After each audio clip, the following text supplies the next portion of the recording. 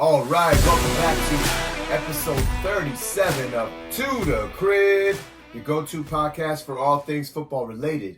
As always, it's your boy Delliks with my man Coach Bishop coming off his semifinal win up in Gainesville with the Lakeland Dreadnoughts. So they move on to the championship. How are we feeling today, Coach? Oh, it's feeling good, man. Excited. We got that W yesterday. It was a very close game, man. I mean, both teams were battling, both teams were fighting. They got a game tying touchdown, but they just they shanked the extra point off the goalpost. So we won the game 21-20. But tough loss for them, but great victory for us. So I'm excited, man. I'm excited riding this train, and we moving on, like going to Tallahassee now. We're gonna be playing Venice next week on Saturday. So it's gonna be an exciting day. Looking forward to it. It's gonna be a great experience. Yeah, Lakeland's going for their second consecutive state championship. So obviously, if you have the time, go ahead and wish Coach Bishop and them some luck. But it seems like they don't really need a lot of it. But we'll take it though. We appreciate the support. But exactly. It's good. It's my first run with us with Lakeland. Right. So my first year there. So I'm excited to be on board this ship. Hell yeah, awesome. All right, well, this is the preview show for the Week 13 slate. We got a few games going on. We got 1, 2, 3, 4, 5, 6, 7, yeah, something like 15 games. Let's see. 12 games, sorry. Yeah. So we got 12 games to talk about. We're going to do the Sunday night and Monday night football as well. As always, like we say, usually just go ahead and subscribe to us if you haven't already, if you're on the YouTube channel. That way you can be updated with all of our shows that come out. And also, please spread the word, share the love. We really appreciate the support. All right. First game on the docket. We got 6-5 Denver Broncos traveling to face the 6-5 Houston Texans. Both of these teams have been sort of overachieving on the year from what people thought in the beginning of the year. Denver's on a little streak themselves. Houston's going up and down. They just lost a tough one, but they still are 6-5, over 500. This is a big game for both teams. They're both in the AFC playoff wildcard hunt. All right, so we got some injuries on this game. We got, Dalton Schultz for the Texans is going to be out this game. He will not be playing. You got Brevin Jordan that's going to be probably taking over the duties there for tight end for the Texans. I wouldn't say he's a redraft candidate, but definitely in Dynasty he is someone that's, been back and forth with the love. He's going to get some love this week, so he might have to stash him for Dynasty for the rest of the season. Going forward, we also have Tank Dell's probable. Noah Brown is questionable, but probably going to play, so they're probably going to have everybody. Tank Dell had a calf injury, but he said that he's going to play. And then on the Denver side, Will Lutz, their kicker, was questionable, but he will play as well. He cleared his designation, his hip injury is all good. And then Jerry Jeudy had a groin injury he's dealing with. He's saying he's going to play, if that means anything to you. So, with that said, how do you see this game shaping up? Me personally, when I look at this game and I'm breaking it down, I just feel like Houston's got this explosive offense. I really like Houston to win this game. I think they're going to move on. They're going to pull out this W, move to 7-5. I put themselves in a good position for a wild card. Last week they lost that game to Jacksonville, which was for the division lead at the point. But I just don't see them dropping this game here to Denver. Denver's been kind of on a run themselves, but I think they're going to get tripped up here in this game. And I just feel like Houston has more firepower, more weapons, and is more explosive. So I'm going to take them to pull this W out. Yeah. This is a tough one for me. I could see either team winning this game. I think it's going to be a close one. I think Denver's going to have enough to kind of keep it close. It's going to come down to who has a better defense, really, in my opinion. Who's going to be able to stop who. So, with that said, on the Houston side, we got Nico Collins, Tank Dell, those are automatic starts, or are you scared of Patrick Surtain covering possibly Nico? No, I mean, Or no? I think Stroud's still going to eat you regardless. I mean, the Stroud's been just going crazy against these teams. He's throwing over 300 yards a game. Right. This offense is averaging, I think it was like 297 yards passing a game, and that's taking into account sacks. So if you take sacks out of it, I mean, he's hitting plus 300 a week every week. So I think they're still going to be explosive. Even if whoever Surtain's guarding, you still have another one on the other side that's, I feel like, equally as dangerous. But like I said, I think they will probably try to put him on Nico, and Tank Dell's just going to eat. And if they switch it up, I mean, they're both going to, I think, have good games this week. They're both playable as well. Yeah, I feel like you can't really bench any of those guys. Stroud is also playable, obviously. I think on the other side, on the Denver side, I feel like Russell Wilson is streamable this week, to be honest. I think him and Sutton can still continue their success. Sutton has had 8 TDs in 11 games. He's only had 3 games. Played 11 games, all of them so far. He's only had 3 games without a TD, which is very impressive. Javonte Williams should be wheels up as well. You know, Houston's not the hardest matchup in the world, so I think Javonte Williams is set up for a nice game in this one as well. Those are pretty much the only people I'm playing from Denver. I'm not. Judy's going to have to ride the bench. He hasn't been putting it together this year. Obviously, we love Marvin Mims as a prospect, but it's just not happening yet. We're waiting for that time for that to happen. Kind of like what Jalen Hyatt with the Giants, he kind of had some love last week. We're hoping for something like that to happen soon. I mean, for Marvin Mims. With Judy though, it's getting to the point now. It's getting close to like, is he a bust? I mean, to be honest, you can start asking that question. I mean, I think this is what, year 3 for him. Oh, you know, last year was supposed to be the year Sutton still got more targets. This year was supposed to be the year Sutton's got 8 games with 8 touchdown passes, and he's just, you know, he's constantly the guy. And I'm not saying Sutton's not even like a top receiver in the NFL. He plays good. He's a great receiver, but Judy can't overpass him. So to me, that says a lot more about Judy not being able to step up. So not earning the targets. He's not earning the targets. He's just not getting that workload. Like a traditional Alabama receiver. The only these receivers from Alabama come in and they all ball out. But for some reason, Judy hasn't been able to get it done. Yeah, I hear that. Definitely. So yeah, I mean, that's pretty much it for that game. We got Houston winning. Both of us have Houston winning. Are we saving the bets for another? No, we throw them in there now. I'll tell you what I like. Yeah. I like CJ Stroud going over 267. I just told you that he pretty much is hitting 300 a week. So you give me him over 267.5 pass yards. I love that prop. And then just like you said with Williams, I think he can easily go over 16 attempts. I think it was at 16 attempts even. It might be 15.5 or 16.5. I still like it. I like him getting his attempts and his carries. And then also P. Ryan here's another one I like. I think they got his prop kind of low at 31.5 total yards. I think he's going to be involved this week, and I think he goes over 31.5 total. All right. That sounds good. I'm going to take a break from the prayer props for this week, so I'm going to test something out. Bishop has actually been crushing it lately, so we're going to just ride Bishop this week. Okay. Pause. All right. All right. Cool. So we got that going. Next game, 4-7 Los Angeles Chargers traveling to the 2-9 New England Patriots. Sounds so nice. A couple of injuries here. Well, first of all, on the New England side, Bailey Zappi will be starting quarterback. They keep doing musical chairs with their quarterbacks.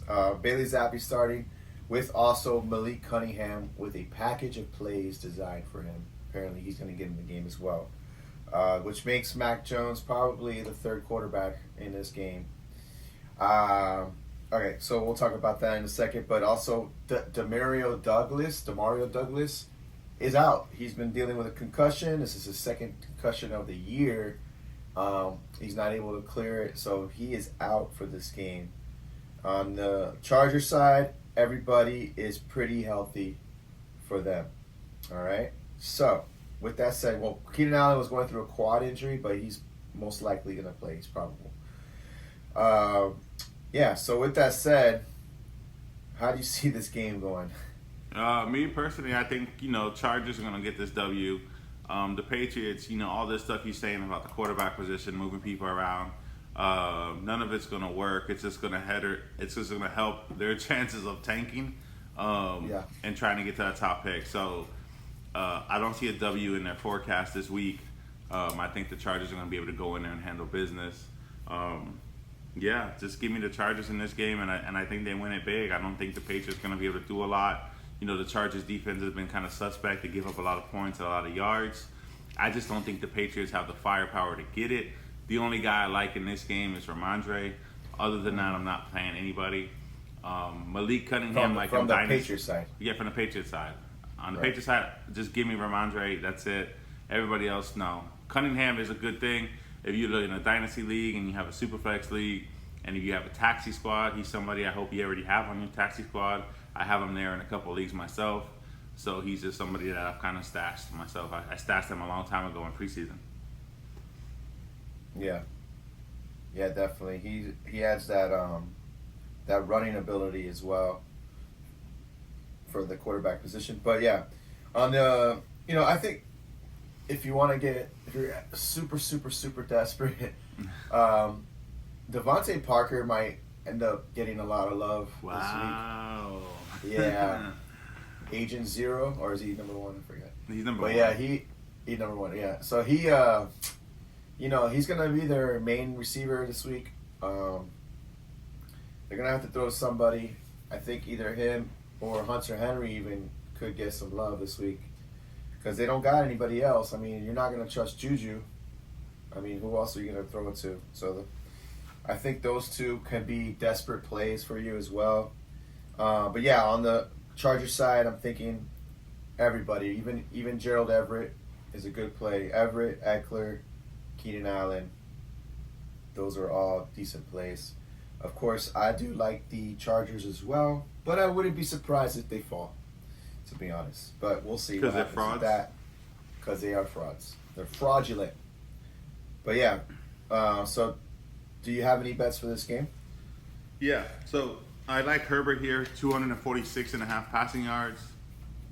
I think he's definitely going to get that. I think his boy Allen's going to have 100 of them, so give me Allen over 89.5 receiving yards. I like to pair those two up together. And then give me a Ramondre Stevenson over 88.5 total yards. Like I said, I think he's the only weapon they have. He's very active in the pass and run game. The Chargers are not a great defense, so I think he's still going to be able to get there, get his. He's been doing it week in and week out, even on this bad team. Kind of curious, did you see the whole thing about Jabril Peppers? No. Oh man, that thing kind of went viral. So Jabril Peppers was playing with the Giants, right? So after the game was over, he was like dapping up Barkley and everything. Yeah, he said, "Get me out of this." No, he says, "You lucky we trash." Yeah, something like that. Yeah. Or "You're lucky we ass," or something like that. He just totally knocked it, and he didn't realize that Barkley was mic'd up. Oh shit. Yeah. So that he kind of had to come out and apologize to the team, saying, "My bad, guys. It was just in the moment." But that kind of already tells you what that locker room feels about their own stance. Yeah, my bad for speaking the truth. Yeah, that's silly. Why do you have to apologize for that? I mean, he's just saying for real what it is. I mean, he is. He's saying he's just spitting facts. But that's one reason. Like I said, I feel like this whole team just knows their situation. They know this ain't their year. It just kind of is what it is, man. They just kind of they already look into the off season. They already got their vacations planned. They probably already have their trips booked for January, where they're taking their families and stuff. So, yeah. All right, yeah. So we both like the Chargers to win that game. All right, moving on. We have the 8-3 Detroit Lions versus the 5-6 New Orleans Saints. Obviously, this is kind of an interesting matchup. The Saints can't afford another loss. They got to stay relevant within their own division. For that number one seed, they're only a game back, I believe, or No, I think everybody's 5-6, if I'm not mistaken. Um, so on the New Orleans side, you got everybody seems to be out almost for the receivers. Michael Thomas is on the IR. We know that. Chris Olave has been dealing with a concussion. He's been working through it. He still hasn't been cleared yet. So it's one of those tricky situations that I don't know if you really want to trust that. I don't think he plays this week just because he suffered that concussion last week. Yeah. I think with the concussion anymore, it's usually at least 1 week. So I really don't see him playing this week. Right. Me neither. And then you also got Rashid Shaheed. I thought he was going to be a nice little ad, but he is out as well with a thigh injury. So that leaves Juwan Johnson, Taysom Hill. Juwan Johnson is very sneaky. And then it also leaves the rookie A.T. Perry. It's pretty much like the only guys left there. So we'll talk about that. And then on the other side, for Detroit, nobody is out. Nobody's injured. So that's good for them. All right. So with that said, with everything said, how do you see this game shaping up? It's gonna be a long day for the Saints. I looked it up. They are 5-6. Atlanta's 5-6, and Tampa is 4-7. Wow. I see Detroit winning this game. The spread's sitting at 4.5. That's something I'm gonna be definitely taking. Detroit here -4.5. That's something that I'm also going to add to my bets for you guys this week. I just think they're going to be able to go in there and handle it. Like you said, they're completely healthy. They don't have anything holding them back. They also are trying to bounce back. I think, last week they had a tough loss as well. So I think this is going to be a bounce back situation for them where they're going to just come out and they're just going to come out hungry and they're going to eat like Lions do. Yeah. They. I like both Monty, David Montgomery, and Jahmyr Gibbs. You pretty much have to roll both of them out. And then obviously Amon-Ra and Sam Laporta is also streamable or playable, I should say. Not necessarily thinking Jared Goff is a decent play. I think there might be better plays than Jared Goff this week. Because I think they're just going to use the running game more and more, honestly. On the other side, Kamara is going to be also very heavily involved. He has already been the volume monster for them. He's been doing pretty good, actually.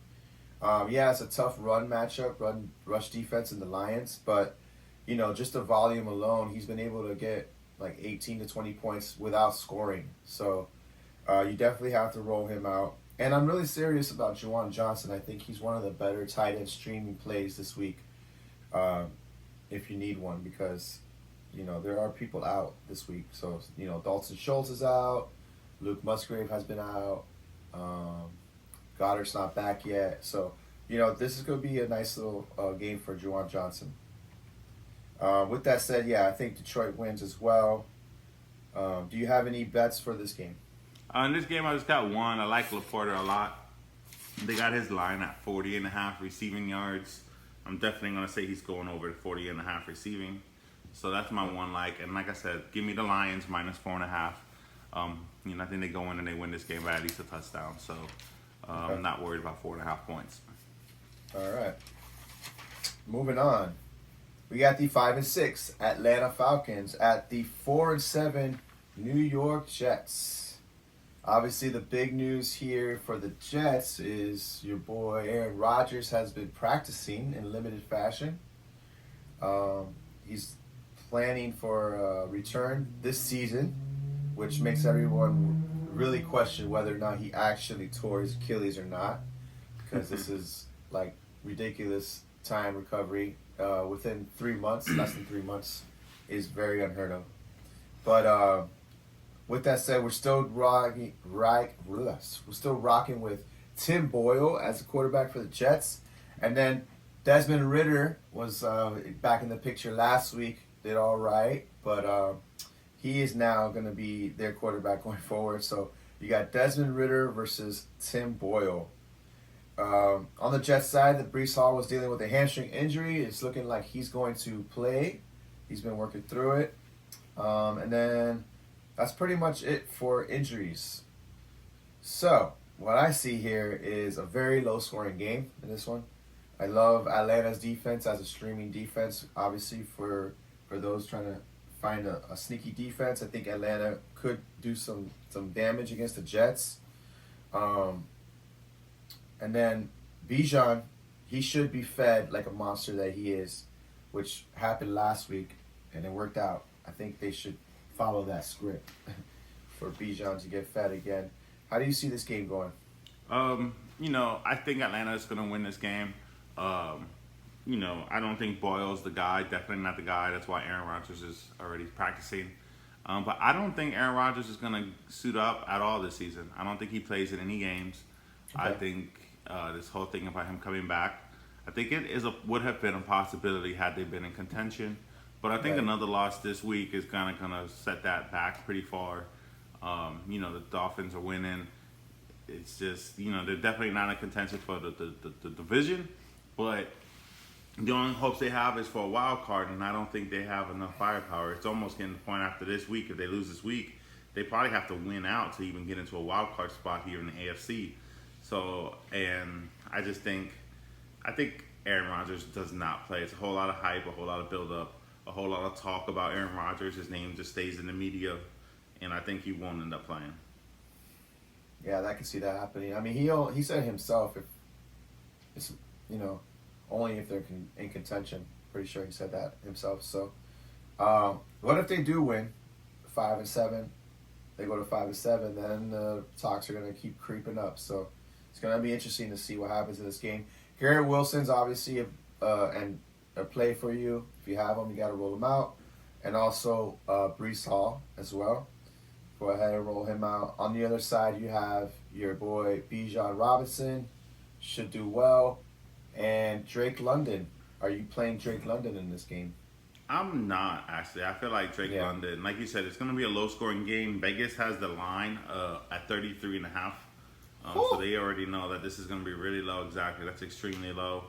There's two great corners over there for the New York Jets.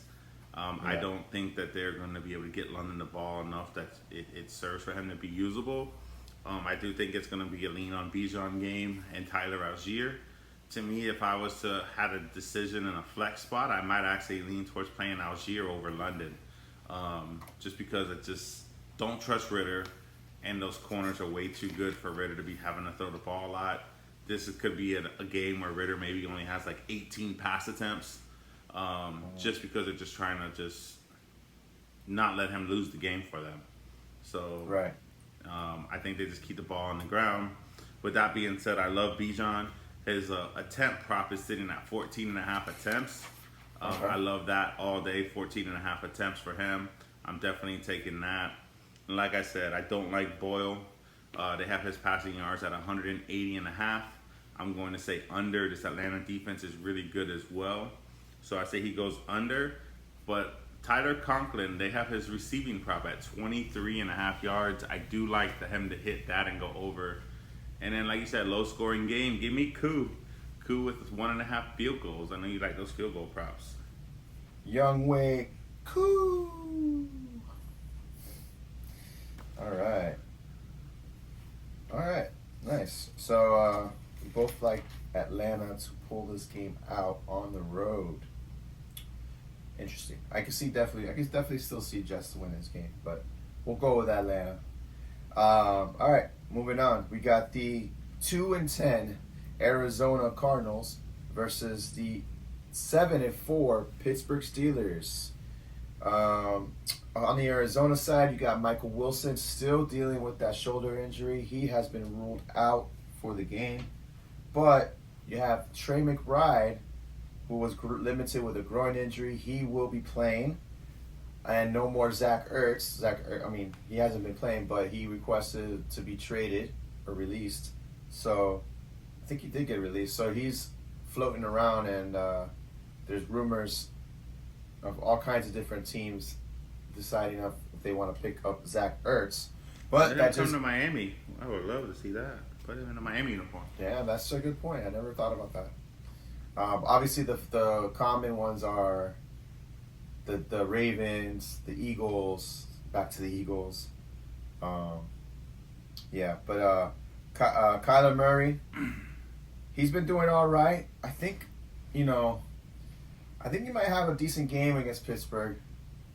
Fantasy wise, I think he'll put it together enough for you guys if you have him. And I think his main guy is going to be Greg Dortch. I think it's very sneaky. Greg Dortch has been getting a lot of love. He's getting more love than Rondale Moore, so forget Rondale Moore for now. Yeah, and you got, he's even been kind of playing better fantasy-wise than Marquise Brown as well. So that's going to be a nice little sneaky play if you have Greg Dortch. I think he's definitely going to get double digits. On the other side, everyone's pretty much healthy, and they did look decent. They looked a lot better last week with their new OC. I mean, Kenny Pickett alone just looked better. He had over 270 yards passing, which is crushing what he's been doing. So obviously his main target last week was Pat Freiermuth. We definitely have to run that back with him, Pat Freiermuth. But what are you doing with Deontay Johnson and George Pickens? How are you feeling about those guys? I'm not sure with the Deontay Johnson thing. Deontay Johnson, he was big in the news this week with the lack of effort, especially on that one play when he came out. He didn't even come off the ball. I don't know if you saw that or heard about that news, but that fumble play where he kind of didn't even realize that it was a fumble. It was a run play, and they usually, the receivers will at least usually run off the ball and make it look like a pass, so at least engage the corner. Yeah. He just walked 2 steps, and then the ball was fumbled, and he just started walking towards the sideline. Like, he didn't give any fucks. So him and Mika Fitzpatrick ended up getting into it and had to be separated. They said by some of the players in the locker room got pretty heated, which naturally so in that situation. You're trying to win, especially you're trying to win the division. Yeah. So I don't know what the Steelers are going to be doing with Deontay Johnson, to be honest, moving forward. And then he dropped that touchdown. He had a touchdown, ended up dropping it when he hit the floor. Exactly. So I mean, it's going to be interesting to see how they handle it. But I feel like, you kind of have to play them both still if Deontay's dressed and playing, because they really don't have a third guy. It's those two and Freiermuth. Yep. I don't trust any of the other receivers, so you got to have at least 2 guys. So if they're both in there, they're both playable here against Arizona. And who would you say is, sorry, who would you say is more playable? Let's say you're doing like a DFS lineup. Would you play Pickens or Deontay? I'd probably play Pickens this week. Yeah, for that touchdown upside, hopefully. The touchdown upside, and then Deontay Johnson might just be checked out, man. I didn't like it. I just didn't like it from a football perspective. Yeah. A passion for the game.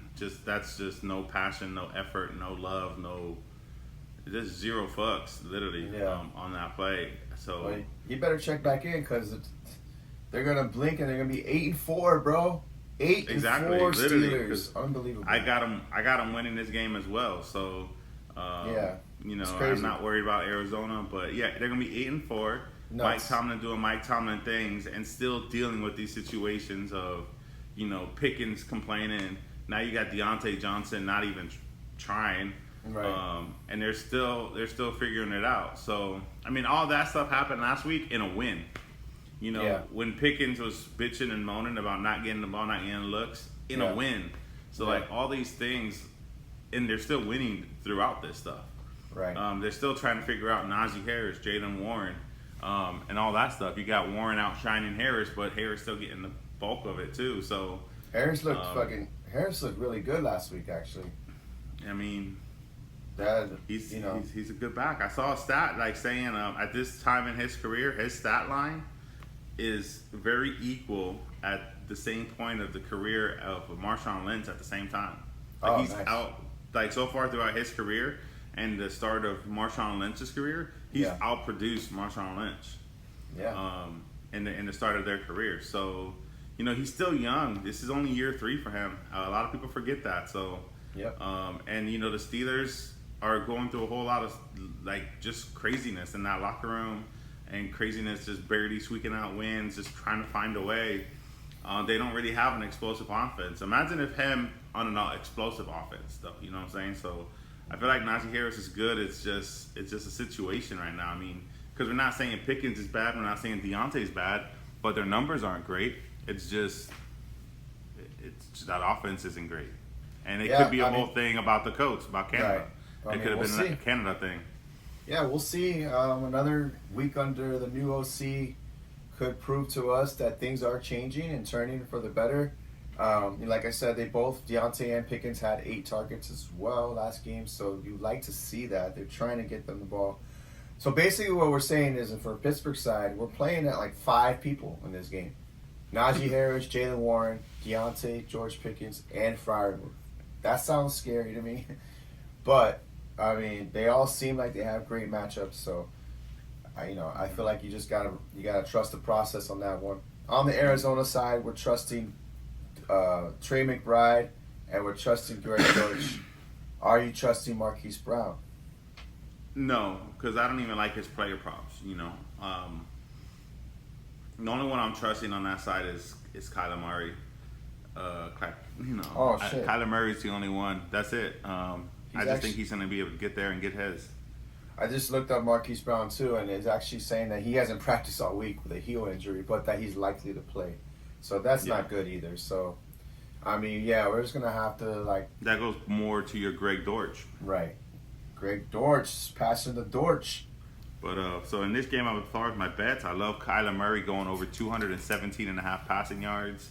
It could be a negative game script for them, so I think he can get to 218 easily. And then on the Pittsburgh side, going back to the whole we like everybody, give me Freiermuth over 34.5 receiving yards. The guy had 110 last week, 34.5. That's definitely taking that one. I like Warren over 16.5 receiving yards himself. He is the receiving target out of the backfield. And then give me Najee Harris to get 13.5 carries, going over on that as well.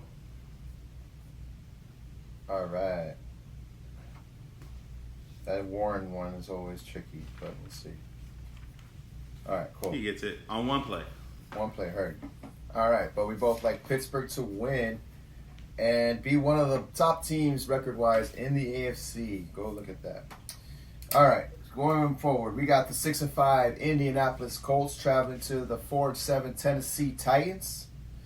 On the Colts side, you got the JT, Jonathan Taylor, with his thumb surgery out of nowhere. He will be out for 2 to 3 weeks. And then Treylon Burks is still dealing with a concussion. Looking like he might come back, but he still hasn't cleared his concussion protocol, so whatever.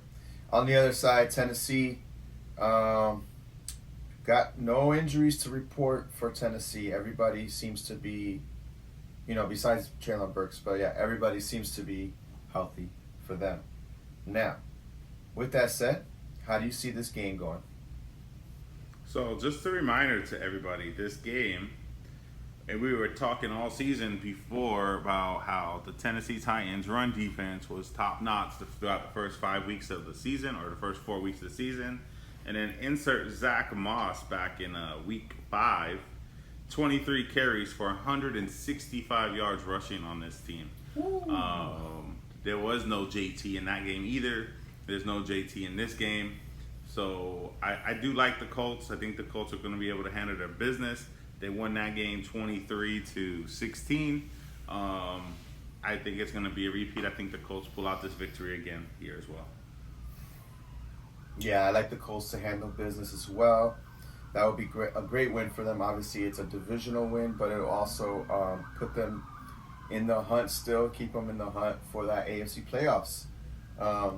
For the fringe players on Tennessee, we're playing Derrick Henry. We have to play Derrick Henry.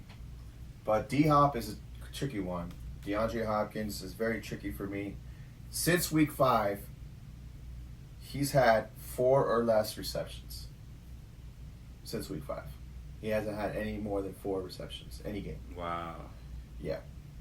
So, with that said, he's whatever of a play to me. I think if you could get away with not having to play him, I think he might, it might be a good choice. On the other side in Indianapolis, Zach Moss wheels up all day. He's gonna have all the volume in the world as well in the passing game as well. They love Gardner Minshew loves to throw those running backs, so that's a great DFS play in my opinion as well. And then you got your boy Josh Downs should be getting some love, and of course Michael Pittman. He's steady Eddie as well. I think he does really well for you if you have him in your leagues. With that said, we both like Indianapolis to win. Do you like any bets in this game? Yes. So in this game, when I was looking at it, like I already said, Zach Moss had a 165 on the ground. He had a 30. He had 195 yards the first time these two teams played.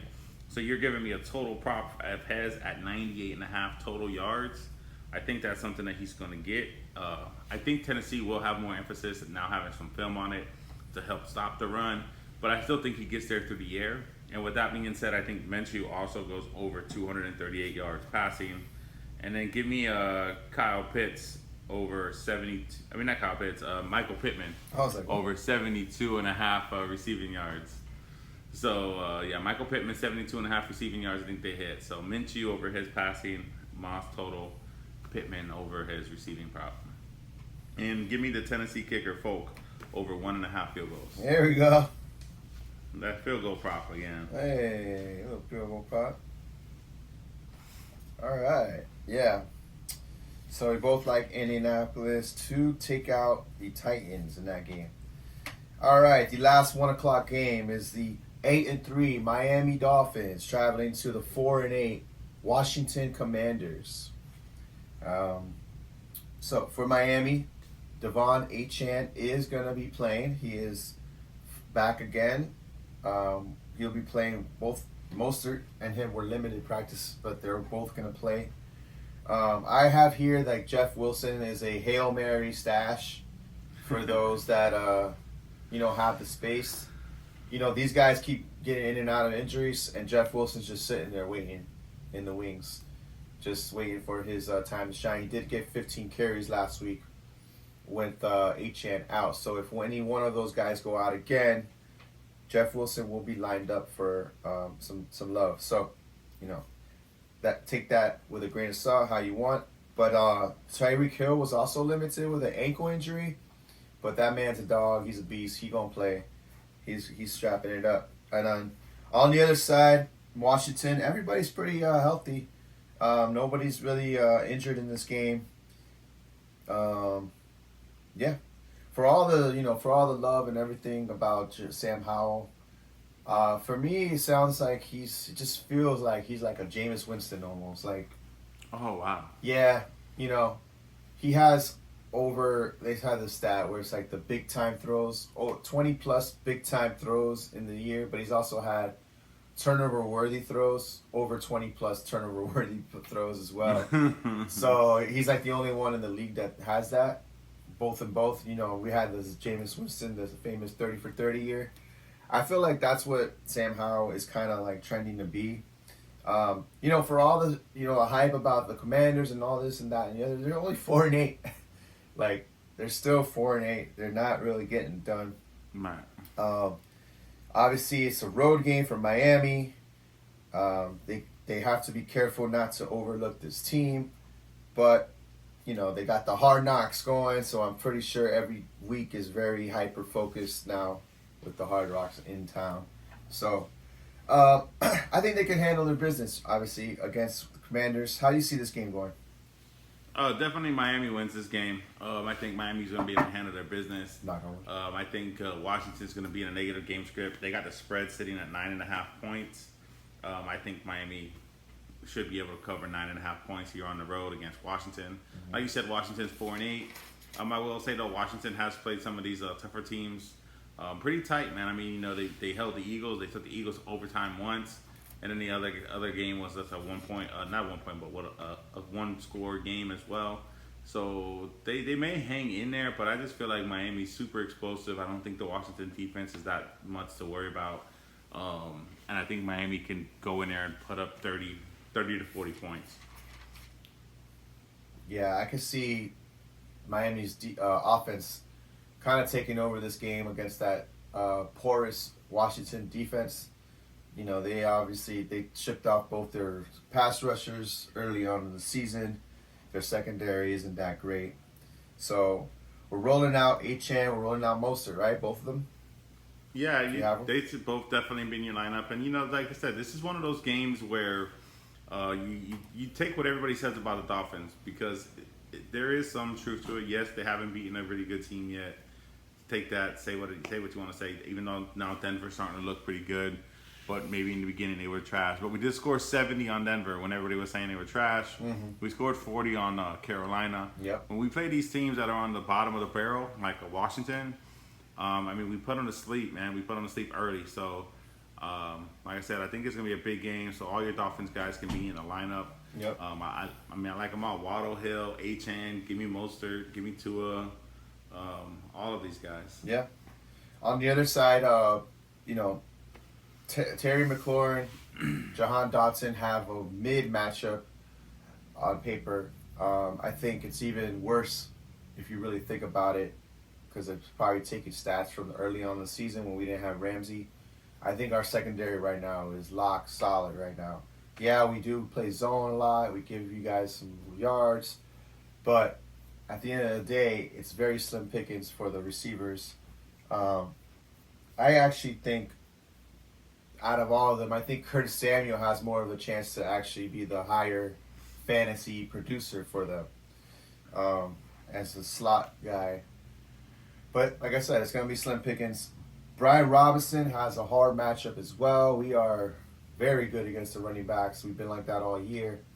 So, I mean, you might have to play him just because he gets a lot of the volume. It's one of those things like, Zach Charbonnet, let's say on Thursday, was playing against the Cowboys.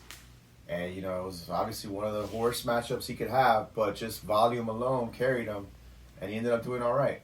So I think you should probably roll out Brian Robinson, even though, it is a tough matchup. I mean, he's been balling. Brian Robinson's been balling all year. Very sneaky, very underrated. He's been doing his thing. So how do you see the Washington pass catchers? How do you see that shaping up? So, like you said, so I think you're very spot on about all these guys. But I do also think there's a dark horse on the Washington side, and I think he does have some value this week, especially if you're desperate. Antonio Gibson. Just because I do feel like we are going to be able to bottle up some of these receivers.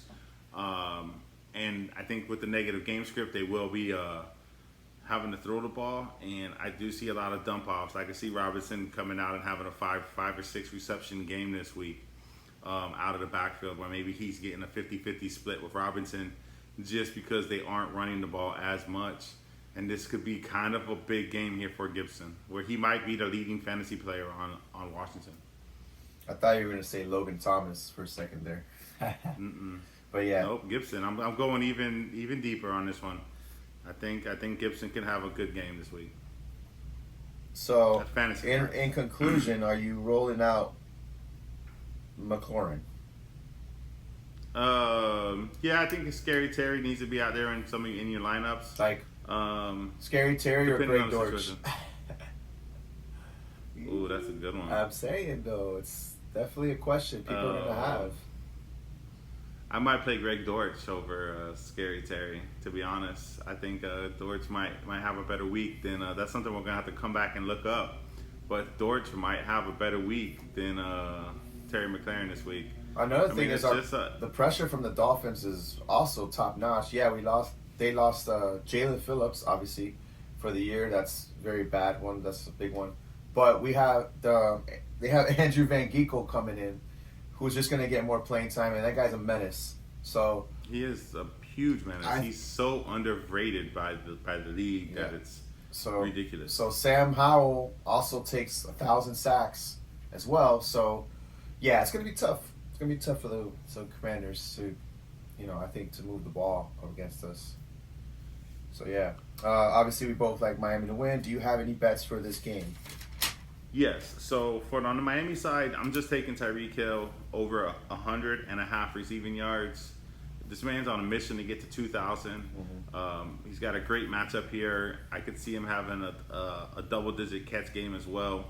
And this could be one of these explosion games where he puts up 150. So I think Vegas agrees with that as well. Usually you don't see lines for wide receivers at 100, Right. but his is at 100.5. So usually they know it's going to be high, so they don't want to give you that 90-yard prop. So they put it up to 100, hoping you take the under. I'm going to take the over because I feel like he hits this easily. And then on the other side, just like I said, going with the negative game script, I think Howell has more than 38.5 pass attempts. He's been hitting into the 40s recently in these weeks as it is. I think going against this Miami defense, he's going to have to throw the ball. With that being said, though, looking at the receiver props, they have a lot of these receiving props really, really low. So I've got 4 receiving props that I like to all go over, and I'm hoping to go 3 and 1 on these props. So this might sound a little crazy, but like I said, I like to single them out. Okay. So when I tell you these props, it's kind of low. So Gibson, I already said I think he's going to have a big game. They have him at 20.5 receiving yards. I think the receivers are going to get locked up. So I feel like he could easily get to 20.5 receiving yards. And give me Brian Robinson as well. I kind of feel like that's just to hedge it.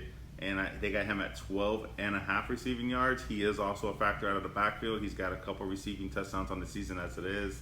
So I feel like the backs are going to have to be used here in the receiving game against this Miami defense. Right. And then they have Curtis Samuel and Jahan Dotson. Both of their lines are extremely low, less than 40. So they got Samuel at 37.5 receiving yards. Mm-hmm. Just like you said, you think he's probably the one that's the most dangerous and probably going to have the best game for the receivers. I agree with that as well. And then Dotson at 33.5 receiving yards. Damn. I mean, I'm going to take that as well. So I think all 4 of those have a chance to go over just based on game script. Yeah. And even if they all just go over, that's barely 100 yards passing for Washington. So No, I love it. Yeah, I think all 4 of those have a chance to hit and go over. Yeah, like I said, we do play zones, so there is opportunity to get yards. It's just about whether they're going to get a lot of yards and whether they're going to score is the issue. But that, for player props, is the best way to attack it. Love it. Nice. Yeah, because that's a total. If all 4 hit, if all 4 of those added up, is 103.5 yards. 100. It's like less than 105 yards, which is Tyreek Hill's prop by itself. So I'm just saying. Yeah. I actually think Tyreek Hill and all these props. I love it. All right. I love it too. All right, so moving on, we got the Carolina 1-10 Carolina Panthers traveling to the 4-7 Tampa Bay Buccaneers. So we had Jonathan Mingo for Carolina. He was dealing with an Achilles injury. Thought he was going to be doubtful. He's actually going to play. So that's it for the Carolina side. And then on the Tampa Bay side, Chris Godwin is dealing with a neck injury. He's a true game-time decision with a neck injury. All right? So, with that said, how do you see this game shaping up? Tampa wins this game handily. They're at home, 5-point favorite. I think they win this game by more than 5. So I love Tampa minus 5 points here. Give me that all day. Yeah, I mean, I don't see. You know, I talked about it earlier this year about the Raiders when they switched their coach out and interim coaches and stuff. That's not a situation here. This Carolina team's not good. At least with the Raiders, they had Josh Jacobs, you have Devontae Adams, you have Max Crosby, you have some of these big names, some of these great players on that team. It's Adam Thielen. I mean, come on, and Chua Hubbard. There's nothing over there on that side to Nothing. To support this change. It's not really a coaching thing here. This is more of a personnel thing, to be honest, in my opinion. Yeah, I agree. I have here Thielen bounce back ? He has been not really doing well. When you had him in the beginning of the year and he was balling out, now you look back at it, probably would have been a wise decision to sell high as possible when he was balling out, because he is, looking back and looking for future years coming up, when you have these old receivers and they're overachieving, it's kind of like, okay, maybe I should think about selling high. So it's something to think about for next time. But yeah, he's been fading that away at the end of the season. Obviously, Bryce Young's having a hard year as well. Mingo's going to play, so, I mean, that seems to be his favorite target lately, is Jonathan Mingo. I was going to say DJ Chark is sneaky in this game because the Tampa Bay secondary is can be thrown on. But I don't know. Now that Mingo's back in the picture, kind of just staying away from all of that. Chuba Hubbard obviously has a really tough matchup with one of the better rush defenses in Tampa. So that's going to be tough to play him as well. On the other side, Rashad White has been also one of those underrated, steady Eddie running backs that's been killing it this year. Volume-wise, he gets all the volume. He's wheels up. And then, of course, Mike Evans, who's also technically an older receiver, but he's been crushing it.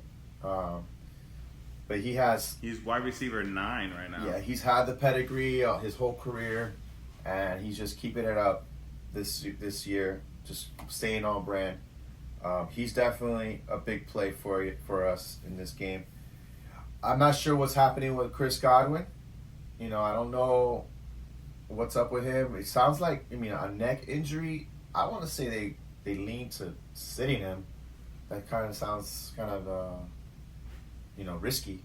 But if he does sit, I think Trey Palmer could be sneaky for the Bucks. There's the rookie from the Nebraska. He's been getting some love with 2 of them in there as the third receiver.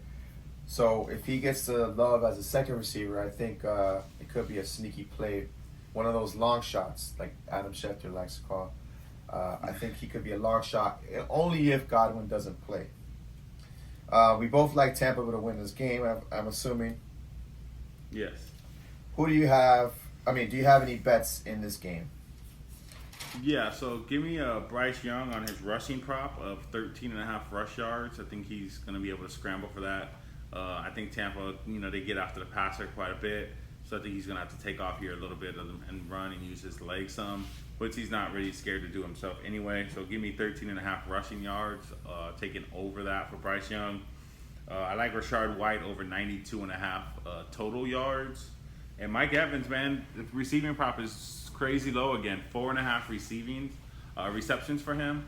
I think he catches 5 balls in this game, especially we're talking Godwin may not play, or he's at least hurt or injured at least. True game time. I think they're going to lean on Evans. So 4.5 receptions. I'm taking the over on that as well.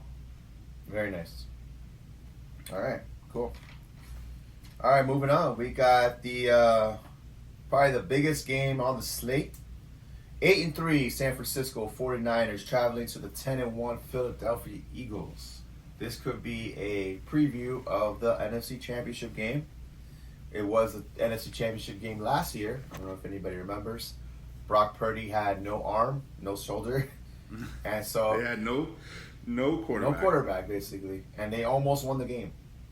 I don't know if anybody remembers that, but yeah, that happened. Obviously, this is going to be, a little revenge chip on the shoulder for the 49ers. For their side, everyone is pretty much healthy. Yep, everyone is healthy on that side. On Philly's side, the only one that is still out is Dallas Goedert with his forearm. He has been practicing in limited fashion, but they're saying that he is going to be out this week. There are rumors of them signing Zach Ertz, but, that's just for, I guess, dynasty reasons. And, they're going to probably get Goddard back. So they're probably just going to want to sign him for depth. But with that said, this is a big matchup. A lot of fantasy players are in this matchup. How do you see this game going? So me personally, this matchup, I actually think Philly's still going to pull off the win here. I'm kind of surprised to see they got San Francisco as the road favorite. Right. And, Philly's a home dog here by 3 points, only having 1 loss. Philly seems like they're out on a mission this season to kind of just prove everybody that, it wasn't a fluke and that they should have won that Super Bowl and that they were right there and they should have had that. So I think they're on a mission. Like I said, preseason, I picked this team to win the Super Bowl. They haven't gotten any worse. They're only getting better. I think they handle their business at home this week. I love getting them plus 3 points. Definitely a play, but it's a tricky one because, you question why is Vegas making them a dog at home. A dog for the first time in the season, I believe, as well. So it's very interesting situation for me, but I think Philly handles their business in this game. Yeah. Sorry. I'm actually gonna pick San Fran in this game, just for the Vegas chicanery that they're doing. This, that's always a thing. It's like 10-1 Eagles at home are the underdogs by 3 points. So everything in you says take the Eagles, take the Eagles, take the Eagles, and that's the. So you got to do the opposite. You got to do the opposite of what's the obvious. So, in my opinion, I feel like somehow, some way, San Fran's gonna win this game by 4 more points. They're gonna cover that spread somehow, and people are gonna be like, "Wow, Vegas was on point." But yeah, fantasy-wise, everybody is playable. So you got obviously Jalen Hurts, Devontae Smith, AJ Brown, DeAndre Swift. Obviously, it's a mid matchup for him, but you gotta play him. He's the main dude there. And then you got on the other side, obviously, you got Ayuk, Debo, Samuel, and George Kittle and Christian McCaffrey. Honestly, you gotta play all of them. Kittle, you gotta play because the Philadelphia Eagles are actually one of the easier matchups for a tight end, so might as well just play him. And then Purdy, I think, is streamable. Brock Purdy is also one of those quarterbacks that you could get away with streaming as well. So you like Philly to win. I like San Fran. Do you have any bets for this game? Yeah, so I like CMC to go over his total in this game. He's one of those guys, 100 yards isn't anything for him. They actually got even higher than that. They got at 108.5 total yards. He's a guy that's going to get you 125, I feel like, week in, week out, whether on the ground or in the air. What was the line? I'm Super sorry. involved. 108.5. Okay, total. And then the total. So I like him to be able to hit that prop. And then also give me Jalen Hurts rushing. I think he's going to be running in this game. I think this is a game where he's going to do whatever he has to do to win it. And give me him over 40.5 rushing yards. And give me DeAndre Swift in that pass game, man. 17.5 receiving yards. I'll take that as well. For DeAndre Swifty. All right. Very nice. Moving on. The last of the 4 p.m. games, we got the 7-4 Cleveland Browns traveling to the 5-6 Los Angeles Rams. For the Browns, Dorian Thompson-Robinson, their quarterback, their rookie quarterback, is now out with a concussion. He will not be playing this week. So what do? They turn to Joe Flacco. Joe motherfucking Flacco is going to be starting the game for the Cleveland Browns at quarterback. Wow. Kareem Hunt was also questionable, but he looks like he will be playing as well. And then on the Rams side, everybody is healthy. Cooper Kupp's been a little down, but he will be playing as well. So, how do you see this game going? They got the Rams at -3.5. I love it. Give me the Rams to cover 4 points at home against Joe Flacco, of all people. This is going to be a bad game here, I think, for the Browns. They had a great start to their season. They had that upset win over the 49ers. And, I just feel like since then, though, injuries are kind of taking a toll on his team. And now they're starting to trend downward. So I think this is going to be a Rams victory here. Yeah, everything is set up for the Rams to win this game. They're at home. They got arguably better players. Obviously Matt Stafford is light years ahead of, well, I wouldn't say light years, but, Joe Flacco hasn't played football in how long? And you're just going to pull him off the street and try to win a game on the road. I love the Rams defense for that reason. I think the Rams defense has what it takes to maybe put together a game as a streaming defense. I have here a couple stats. Puka Nacua. You got Cooper Kupp and Puka Nacua, right? One is wide receiver 10. One is wide receiver 64. Which one do you think is which? Yeah, well, Kupp missed a lot of time earlier in the season, so they don't take that into account. They just look when they give you that stat line, it's based on total accumulated points throughout the season. I'm gonna give you some more stats though. Okay. Cooper Kupp, he's played the last 5 weeks. His highest score, 6.9, and that's in full PPR. 6.9 points. In the last 5 weeks, he's only scored the highest, 6.9 points in 1 week. Wow. Yeah, it's been bad. It's been rough. Puka, like we said, is wide receiver 10. He's been eating. He's been getting a lot of the love. But I think it's because he's earning the targets. He's actually, running those routes. He's earned the trust of Stafford, and it's been a good little chemistry there. Obviously, Kyron Williams went ballistic last week, coming back from his injuries. I think that continues as well. Just for the volume sake alone, he's gonna get there for you. Cleveland is a tough matchup on the ground, but you gotta roll out Kyron. There's no, he gets involved in the passing game as well. I think for the Cleveland Browns, you're benching Amari Cooper and Elijah Moore because we're not gonna trust Joe Flacco in this game. I wouldn't. I do kind of think Njoku is still streamable. David Njoku, I think he might, be a good, rookie quarterbacks or new quarterbacks in the system. It's very easy for them to look to the tight end as an outlet. I think Njoku is athletic enough and he'll be able to earn those targets. I think he might be looked at a lot in this game. And then on the running back side, Jerome Ford, Kareem Hunt. Playing Jerome Ford just because, he's the main dude there. Are you playing Kareem Hunt? Now that you have to. Yeah. I think I might stay away from it. I am too. Yeah. But yeah, Jerome Ford for sure, right? You playing Ford? Yeah, Jerome Ford to play. He's one of my bets on this game as well. That I like. I love him going over 49.5 rushing yards. I think that's going to be a lock for him. I think he can get to 50 in this game because I don't think they're going to rely on Flacco. They're going to be handing the ball off a lot. Even in a negative game script, I think that's still going to be what they do. They're just trying to get into LA and get out of LA.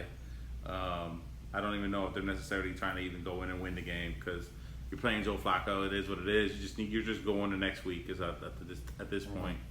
I mean, I know they're going to try to win, but they're in week 14 already game planning. Okay, so that's just my opinion. So I'm definitely going to be taking the Rams. Give me Ford over 49.5 rush yards, and like you said, Kyron Williams. This Browns defense is tough against the run, but like you said, they keep him involved in the pass game. So I love his receiving prop of 24.5 receiving yards. They're going to get him involved, and they're going to use his legs. They're just going to make sure that he gets out in space. So I see him getting the ball out in space some and getting 24.5 receiving yards is going to be good for him. Very nice. So yeah, we both like the Rams to take this game. If they do win, that'll put them at 500, 6-6. So it's gonna be nice to see that they could be kind of competing for that last wild card spot, which is pretty overachieving in my opinion. Didn't think the Rams would be in this position, but let's see what happens. All right, moving on. We got the Sunday night football game. Is the 8-3 Kansas City Chiefs traveling to the 5-6 Green Bay Packers. This is in Green Bay, so it's gonna be a nice atmosphere out there. As far as injuries, Green Bay side, Aaron Jones is out again this week with a knee injury. So it's just gonna be A.J. Dillon, who was also dealing with a groin injury, but he is gonna play. He's been limited practice, so he is in. Jaden Reed was also limited. He hadn't been practicing all week with a chest injury, but he played through it last week, so the optimism is there that he will play again this week. And then I wanted to also mention Jair Alexander is trying to make a comeback. He hasn't played since week 9, but he has a shoulder injury that he's been working through. If he's able to play, that's going to be very good for the Green Bay secondary on that side. On the Kansas City side, you got Jerick McKinnon is pretty much trying to play again. He didn't play last week, so he's dealing with a groin injury, but it's looking like he's going to suit up. So that'll give him an extra running back option for the Chiefs. With all that said, how do you see this game going? Give me the Chiefs here, man, on the road. I think they're going to be able to pull out this victory and still hold on to that number one seed in the AFC. I like the Chiefs to be able to go on the road, pull out this W. I just don't think Green Bay has what it needs to get this win. So I like the Chiefs here in this spot. Yeah, I like Isaiah Pacheco to have a really good game. He's also another running back that's kind of been flying under the radar, just turning out those yards, getting touchdowns. Like, he's been doing really well if you have him. Rashee Rice kind of like broke out last week on the Chiefs side finally. It's good to see him get a lot of the love. He has a mid matchup this week against the Green Bay Packers, but you got to roll him out, right? Rolling him out, Rashee, or no? Yeah, definitely rolling him out. I got him in a few leagues. He's definitely in my lineups. He 100-yard receiver last week, so he's definitely needs to be in your lineup. He is definitely the wide receiver there. Last week they didn't have Mecole Hardman. Well, he's not there again. He's on IR. Also, last week, Kadarius Toney didn't play. I mean, for whatever that means, he will be active in this game. So, I still agree that Rashee Rice is the man there as far as the number one receiving option on the receivers. So you got to roll him out, even though Toney is back. And then on the Green Bay side, you got AJ Dillon. He's gonna get the full load. Not sure how you feel about that. What are you thinking about him? Yeah, I don't love this matchup. This Kansas City defense is really, really good. I feel like they're undervalued as a defense. Because everybody focuses on that explosive offense in Kansas City and Mahomes, Kelsey, who's going to be the wide receiver. That's all you hear coming out of KC. But that defense is top notch. I mean, they have a defense that can win another Super Bowl.